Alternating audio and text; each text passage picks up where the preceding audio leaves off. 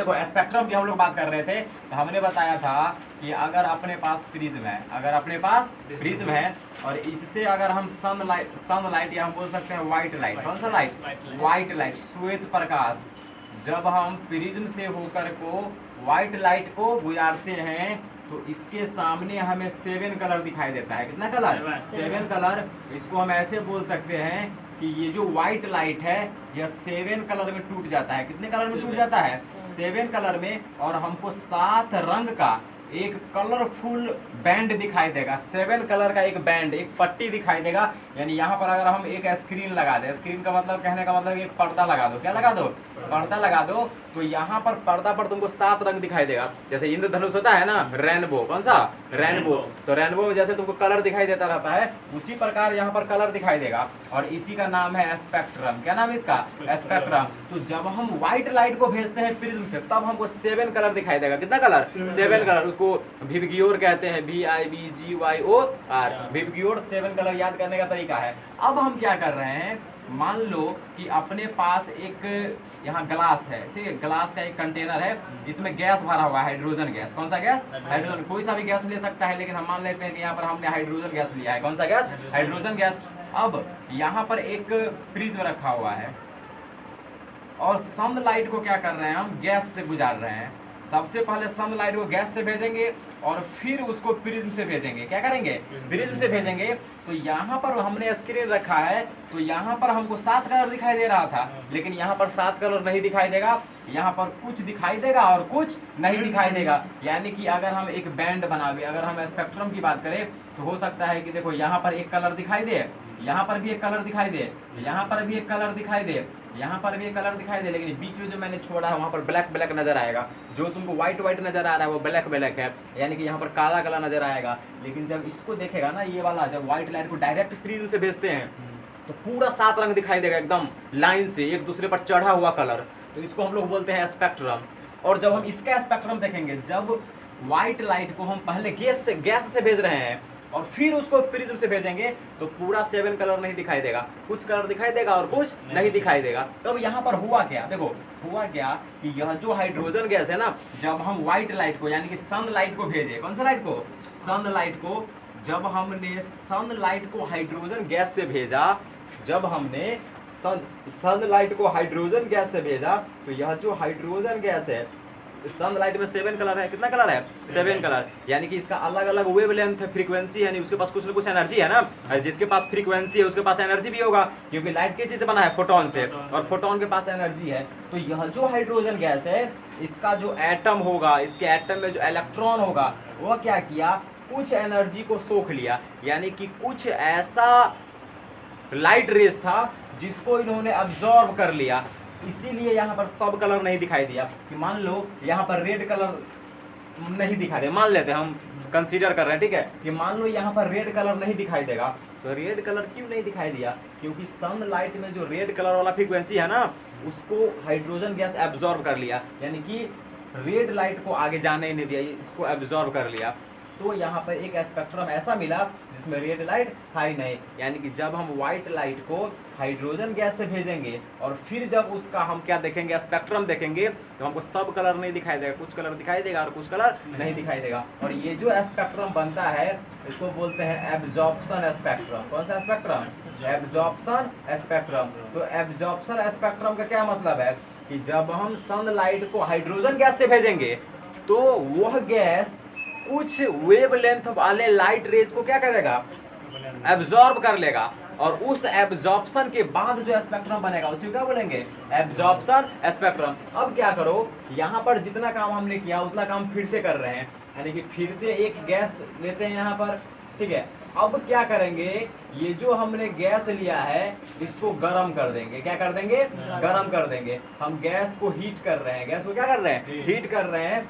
और अब यहाँ से लाइट को भेजेंगे। जब यहाँ से लाइट को भेजेंगे, यहाँ पर प्रिज्म है, यहाँ पर पर्दा लगा हुआ है, तो यहाँ भी हमको सब कलर नहीं दिखाई देगा, कुछ कलर दिखाई देगा कुछ कलर नहीं दिखाई। नहीं दिखाई देगा, यानी कि यहाँ भी एक बैंड मिलेगा। क्या मिलेगा? एक बैंड, या हम बोल सकते हैं कि यहाँ पे भी एक स्पेक्ट्रम मिलेगा। तो देखो यहाँ पर जो स्पेक्ट्रम मिलेगा ना, इसको बोलते हैं इमिशन स्पेक्ट्रम। कौन सा स्पेक्ट्रम? Emission spectrum. और देखो इमिशन स्पेक्ट्रम हम बोलेंगे किसको, यहाँ पर क्यों हुआ ऐसा, जब हमने गैस को गर्म किया तो हमको दूसरे ढंग का स्पेक्ट्रम मिल रहा है।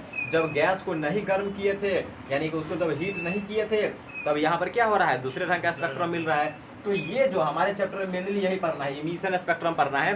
तो इमिशन स्पेक्ट्रम एक्चुअली में किसको बोलेंगे? अगर इतना बात क्लियर है तो थोड़ा सा हम लोग इमिशन स्पेक्ट्रम पढ़ेंगे। कौन सा स्पेक्ट्रम? इमिशन। इसी को हम लोग बोल देते हैं हाइड्रोजन स्पेक्ट्रम। कौन सा? Hydrogen spectrum. तो देखो हाइड्रोजन स्पेक्ट्रम हम किसको बोलेंगे? इसको बोलते हैं एटॉमिक स्पेक्ट्रम। देखो अब जो गैस है, हाइड्रोजन गैस भरा हुआ है, उसमें क्या होगा, बहुत छोटा छोटा एटम होगा। तो मान लो यह न्यूक्लियस है उसका, और यह क्या है, एटम है। यह क्या है? एटम है। हाइड्रोजन का एटम। किसका एटम? हाइड्रोजन का एटम। हाइड्रोजन के एटम में एक इलेक्ट्रॉन होगा। हाइड्रोजन के एटम में कितना इलेक्ट्रॉन? एक इलेक्ट्रॉन। अब हमने क्या किया, इसको गर्म किया। क्या किए? गर्म किए, यानी हाइड्रोजन गैस को हमने गर्म किया। जब गर्म करेंगे मतलब हीट दे रहे हैं। गर्म करने क्या मतलब है? हीट। हीट क्या है? एनर्जी है। हीट क्या है? एनर्जी है। यानी कि जब हम एटम को, गैस को हीट करेंगे तो गैस में जो एटम है और उस एटम में जो इलेक्ट्रॉन है, वह इलेक्ट्रॉन एनर्जी को ले लेगा। क्या करेगा? एनर्जी को ले लेगा। यानी कि इसके पास पहले से कुछ ना कुछ एनर्जी था, अब इन्होंने कुछ और एनर्जी ले लिया तो इसके पास ज्यादा एनर्जी हो जाएगा। और इलेक्ट्रॉन को जब एनर्जी मिलता है तो वो क्या करता है? ऊपर वाले में कूद जाता है। बोर मॉडल याद है? बोर मॉडल क्या बोल रहा था कि इलेक्ट्रॉन जिस ऑर्बिट में है, अगर उसको एनर्जी मिल जाएगा तो ऊपर वाला में कूद के भाग जाएगा। यानी कि जब हम गैस को हीट किए तो यह इलेक्ट्रॉन वो हीट एनर्जी को ले लिया और ऊपर में कूद के भाग गया। कहाँ पे? ऊपर में। मान लो यह इलेक्ट्रॉन यहाँ पर आ गया, यह इलेक्ट्रॉन कहाँ गया? ऊपर में एक इलेक्ट्रॉन आ गया। अब देखो एक बात होती है कि अगर किसी के पास बहुत ज्यादा एनर्जी है, देखो एक चीज होता है स्टेबिलिटी। स्टेबिलिटी समझते हो ना? तो स्टेबिलिटी एनर्जी का इनवर्सली प्रोपोर्शनल होता है। कहने का मतलब है कि अगर किसी के पास बहुत ज़्यादा एनर्जी है तो वो कम स्टेबल होगा। जितना ज़्यादा एनर्जी उतना कम स्टेबल, जितना कम एनर्जी उतना ज़्यादा स्टेबल। स्टेबल क्या कहने, जैसे एग्जांपल समझो कि मान लो क्लास में एक ऐसा विद्यार्थी है जिसको बुखार लगा है। क्या लगा है? बुखार लगा है। तो बुखार लगा है तो उसके पास एनर्जी रहेगा? नहीं रहेगा, बहुत कम एनर्जी। तो क्या करेगा? आराम से किसी कोने में दबका रहेगा, चुपे चापे बैठा है आराम से, यानी कि वो फुल स्टेबल है। यानी कि उसके पास एनर्जी ही नहीं है। तो जब उसके पास एनर्जी नहीं है तो बहुत ज़्यादा स्टेबल है। कम एनर्जी है, ज़्यादा स्टेबल है। मान लो कोई ऐसा बच्चा है जो आज मुर्गा भात खा के आया है, तो क्या करेगा? उसके पास खूब खतरनाक एनर्जी है, वो क्लास में शांत रहने वाला है, इधर से इधर कूद फान करेगा। यानी कि उसके पास ज़्यादा एनर्जी है तो कम स्टेबल है, कूद काद कर रहा है, इधर से उधर भाग रहा है, हल्ला मचा रहा है। वह स्टेबल नहीं है, अस्थिर नहीं है, स्थिर नहीं है, वो स्टेबल नहीं है। तो स्टेबिलिटी और एनर्जी में रिलेशन समझ में आ रहा है? जितना ज़्यादा एनर्जी उतना कम स्टेबल, जितना कम एनर्जी उतना ज़्यादा स्टेबल। तो यहाँ पर जो इलेक्ट्रॉन है इसके पास यहाँ पर पहला ऑर्बिट में, जब वह फर्स्ट ऑर्बिट में था यानी के में था, तो उसके पास कम एनर्जी था, तो वो क्या था? स्टेबल था। लेकिन जैसे ही वो एनर्जी लेकर के ऊपर चला गया तो इसके पास ज़्यादा एनर्जी हो गया। और ज़्यादा एनर्जी क्या मतलब है? कम स्टेबल। ज़्यादा एनर्जी मतलब कम स्टेबल। यानी कि यहाँ पर इलेक्ट्रॉन को कम स्टेबिलिटी मिलेगा, जिसके कारण इलेक्ट्रॉन यहाँ नहीं रहना चाहेगा। इलेक्ट्रॉन क्या कहेगा? हम फिर से जा रहे हैं नीचे। इलेक्ट्रॉन कहाँ जाएगा? नीचे। और जब इलेक्ट्रॉन नीचे आएगा तो क्या करेगा? एनर्जी लूज कर देगा, क्योंकि इलेक्ट्रॉन ऊपर से नीचे कब आता है? जब वो इलेक्ट्रॉन एनर्जी इमिट कर दे। इलेक्ट्रॉन क्या करे? एनर्जी इमिट कर दे। बोर मॉडल याद है? अगर कोई इलेक्ट्रॉन एनर्जी ले रहा है तो ऊपर भाग जाएगा, और ऊपर से नीचे आ रहा है इसका मतलब एनर्जी दे रहा है। यानी कि जब इलेक्ट्रॉन वापस आएगा तब क्या करेगा? एनर्जी दे देगा। एनर्जी क्या करेगा? देगा। और एनर्जी किसके रूप में देगा? इलेक्ट्रोमैग्नेटिक रे के रूप में। किसके रूप में? इलेक्ट्रोमैग्नेटिक रे। और यही इलेक्ट्रोमैग्नेटिक रे का हमको क्या मिला था? स्पेक्ट्रम मिला था। तो वो जो स्पेक्ट्रम मिला वो एक्चुअली में कहाँ से आया सो पता चला? कैसे बना सो पता चला? क्या किए? जब हमने गर्म किया तो इलेक्ट्रॉन एनर्जी लेकर ऊपर भाग गया, और ऊपर वो कम स्टेबल है क्योंकि एनर्जी ज़्यादा है। फिर वो नीचे कूदा, नीचे कूदा तो एनर्जी लॉस किया इलेक्ट्रोमैग्नेटिक रे के रूप में, और उसी का स्पेक्ट्रम हमें प्राप्त होता है। तो इसको बोलते हैं इमिशन स्पेक्ट्रम। तो इमिशन स्पेक्ट्रम क्या है? इमिशन स्पेक्ट्रम एक ऐसा स्पेक्ट्रम है जो इलेक्ट्रॉन के जंपिंग से बनता है, इलेक्ट्रॉन के ट्रांजिशन से। जब इलेक्ट्रॉन हायर ऑर्बिट से लोअर ऑर्बिट में आ रहा है, हायर मतलब क्या? ऊपर वाला, लोअर मतलब नीचे वाला। तो जब इलेक्ट्रॉन हायर ऑर्बिट से लोअर ऑर्बिट में आ रहा है तो वो क्या कर रहा है, एनर्जी लॉस कर रहा है, और तब जो हमें स्पेक्ट्रम मिलेगा उसी को बोलेंगे इमिशन स्पेक्ट्रम। तो इमिशन स्पेक्ट्रम मतलब जब इलेक्ट्रॉन हायर ऑर्बिट से लोअर ऑर्बिट में कूदता है तो वह एनर्जी लॉस करता है इलेक्ट्रोमैग्नेटिक रे के रूप में, और उस रे का जो स्पेक्ट्रम होता है उसी को बोलते हैं इमिशन स्पेक्ट्रम। इसी को हम लोग बोलते हैं एटॉमिक स्पेक्ट्रम। कौन सा स्पेक्ट्रम?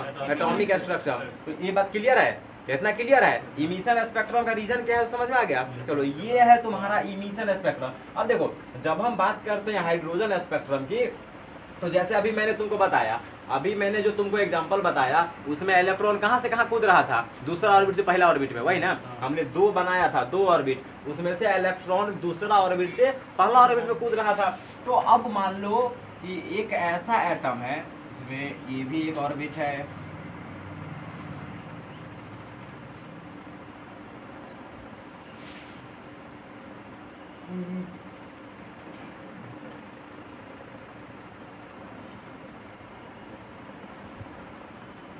चलो यह एक एटम है, यह क्या है?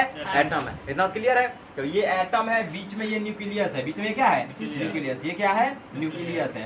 तो ये न्यूक्लियस है, इसको हम थोड़ा सा कलर कर देते हैं, ठीक है? यह क्या है? न्यूक्लियस है। अब ये फर्स्ट ऑर्बिट है, कौन सा ऑर्बिट है? फर्स्ट, KLMNOP, ठीक है? तो KLM ये सब ऑर्बिट है, ये सब क्या है? ऑर्बिट है। अब मान लो कि कोई इलेक्ट्रॉन पहला ऑर्बिट था दूसरा में भाग गया, यानी कि दूसरा से पहला पर कूद रहा है। कोई इलेक्ट्रॉन पहला से किधर कूद रहा है? सॉरी, दूसरा से पहला पर कूद रहा है, दूसरा से पहला पर कूद रहा है। तो कोई इलेक्ट्रॉन दूसरा से पहला पर कूदे, चाहे तीसरा से पहला पर भी कूद सकता है ना, या चौथा से भी पहला पर कूद सकता है ना, पांचवा से भी पहला पर कूद सकता है ना, और छठा से भी पहला पर कूद सकता है, और सातवां से भी पहला पर कूद सकता है। यानी कि जब इलेक्ट्रॉन कहीं से आकर के पहला ऑर्बिट पर जंप करेगा, अगर इलेक्ट्रॉन हायर ऑर्बिट से, हायर का क्या मतलब है? ऊपर वाला। जब इलेक्ट्रॉन हायर ऑर्बिट से फर्स्ट ऑर्बिट पर कूदता है, फर्स्ट ऑर्बिट का क्या मतलब है? ये वाला फर्स्ट ऑर्बिट है, और हायर ऑर्बिट का मतलब है कि फर्स्ट से ऊपर वाला, second, third, fourth, fifth, sixth. तो अगर इलेक्ट्रॉन हायर ऑर्बिट से फर्स्ट ऑर्बिट में कूदता है, अगर इलेक्ट्रॉन फर्स्ट ऑर्बिट में कूदेगा, और तब जो ये लाइन बनेगा, स्पेक्ट्रल लाइन बनेगा। कौन सा लाइन? Spectral line. तो इस लाइन को बोलते हैं लाइमन सीरीज। कौन सा series? Lyman series. Lyman series. तो लाइमन सीरीज समझ में आ रहा है कि अगर कोई इलेक्ट्रॉन किसी भी ऑर्बिट से फर्स्ट ऑर्बिट पर आकर कूदे, अगर इलेक्ट्रॉन किसी भी ऑर्बिट से फर्स्ट ऑर्बिट पर आकर के कूदे, तब जो लाइन बनेगा, स्पेक्ट्रल लाइन बनेगा, उसको क्या बोलेंगे? Lyman series. कौन सा सीरीज? Lyman series. अब मान लो पहला ऑर्बिट पर इलेक्ट्रॉन कूद रहा है, दूसरा पर भी कूद सकता है ना। मान लो तो दूसरा पर कहाँ से कूदेगा? तीसरा से कूदेगा, यानी तीसरा से स्टार्ट होगा। तो मान लो कि कोई इलेक्ट्रॉन तीसरा से दूसरा में कूदा, तीसरा से दूसरा में कूदा, चौथा से भी दूसरा में कूद सकता है, पांचवा से भी दूसरा में कूद सकता है, छठा से भी दूसरा में कूद सकता है, और सातवां से भी दूसरा में कूद सकता है।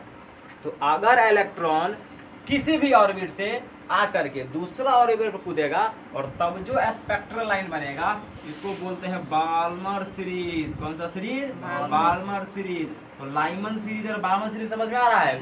लाइमन सीरीज, इलेक्ट्रॉन कहीं से आकर के पहला ऑर्बिट में कूद गया, तब जो स्पेक्ट्रल लाइन बनेगा उसको लाइमन सीरीज। अगर इलेक्ट्रॉन कहीं से आकर के दूसरा पर कूद गया, तब जो स्पेक्ट्रल लाइन बनेगा उसको क्या बोलेंगे? Balmer series. अब मान लो कहीं से आकर फर्स्ट ऑर्बिट से भी आकर, नहीं, फर्स्ट से ऊपर से, जब ऊपर से नीचे आएगा तभी ना वो एनर्जी इमिट करेगा, तब ना स्पेक्ट्रम बनेगा। तो ऊपर से नीचे आएगा, नीचे से ऊपर नहीं जाएगा, समझ गया? ऊपर से नीचे। अब मान लो अभी दूसरा में गिर रहा था इलेक्ट्रॉन, तीसरा में भी गिर सकता है ना। तो तीसरा में कहाँ से गिरेगा? चौथा से। मान लो कि एक इलेक्ट्रॉन चौथा से तीसरा ऑर्बिट में गया, और एक कहाँ गया? पांचवा से तीसरा में, अगला क्या गया? छठा से तीसरा में, और एक सातवां से तीसरा में, ठीक है? तो अब अगर कोई इलेक्ट्रॉन किसी भी ऑर्बिट से आकर के तीसरा ऑर्बिट में गिर रहा है, तब जो स्पेक्ट्रल लाइन बनेगा उसको क्या बोलते हैं? उसको बोलते हैं पासन सीरीज। कौन सा सीरीज? पासन सीरीज। इतना बात क्लियर है? अब देखो, अब इसमें तीसरा में आकर के इलेक्ट्रॉन कूद रहा था, हो सकता है कहीं से आकर के वो चौथा में कूद जाए, तो चौथा में कहाँ से कूदेगा? पांचवा से।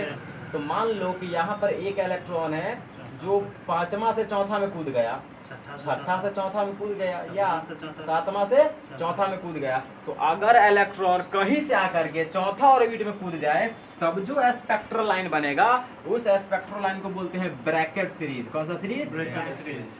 Brackett series.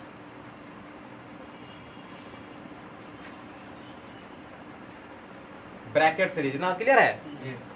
चलो अब देखो यहाँ पर चौथा में गिर रहा था, पांचवा में गिर सकता है ना। मान लो इलेक्ट्रॉन छठा से आकर के पांचवा में गिर गया या सातवां से आकर के पांचवा में गिर गया। तो अगर कोई इलेक्ट्रॉन कहीं से कूद करके पांचवा ऑर्बिट में गिर जाए तब इसको बोलते हैं फन सीरीज। कौन सा सीरीज? Fun series. ठीक है, जैसे पी साइलेंट है। ठीक है, अब यहाँ पर किसे पांचवा में कूद रहा है, छठा में भी कूद सकता है ना। तो छठा में मान लो सातवां से छठा में कूद रहा है तो इसको कौन सा सीरीज बोलेंगे? इसको बोलेंगे हम्फ्रे सीरीज। कौन सा सीरीज? Humphrey series. देख इतने तरीके का स्पेक्ट्रल लाइन बन सकता है। अगर हम हाइड्रोजन स्पेक्ट्रम की बात करेंगे, अगर हम एटॉमिक स्पेक्ट्रम की बात करेंगे तो इतने तरीके का स्पेक्ट्रल लाइन बन सकता है। अगर इलेक्ट्रॉन पहला ऑर्बिट में जंप मार रहा है तो लाइमन सीरीज, अगर दूसरा में जंप मार रहा है तो बाम, और तीसरा में ऐसे करके याद कर लेगा। इतना बात क्लियर है? चलो इतना बात क्लियर है तो मिटाओ, बनाओ हेडलाइंस। टाइप्स ऑफ स्पेक्ट्रम, कल जहां तक लिखा है ना वहां पे स्टार दो आगे और लिखो there are following two types of spectrum. There are following two types of spectrum.